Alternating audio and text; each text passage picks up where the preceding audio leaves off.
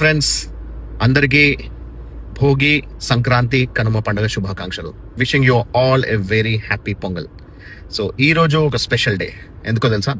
2 సినిమాలు back to back చూడబోతున్నా.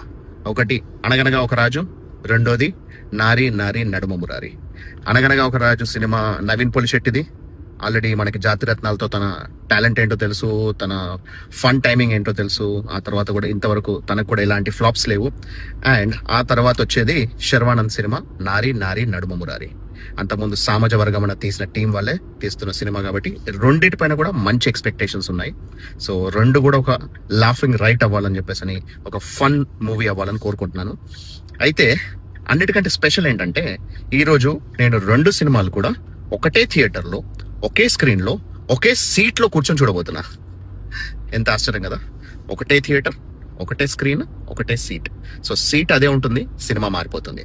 4 గంటలకి first అనగనగా ఒక రాజు సినిమా, ఆ తర్వాత 7 o'clockకి సెకండ్ మూవీ అయిన నారి నారి నడుమ మురారి.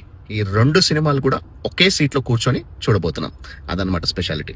మామూలుగా దాంట్లో దాదాపు 14 to 18 స్క్రీన్స్ ఉంటాయి. సో అన్ని స్క్రీన్స్ ఉన్నప్పుడు మనకి అదే పర్టికులర్ స్క్రీన్లో మళ్ళీ ఇంకో సినిమా రావడం అనేది అసలు జనరల్గా కుదరదు. కానీ ఇక్కడ ఏంటంటే ఈ 2 సినిమాలకు కూడా మరీ ఎక్కువ స్క్రీన్స్ లేవు. ఓన్లీ 2-3 థియేటర్స్లో మాత్రమే రిలీజ్ అవుతుంది.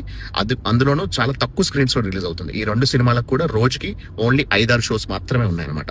దానివల్ల అనుకోకుండా ఈ కోఇన్సిడెన్స్ అనేది జరిగింది.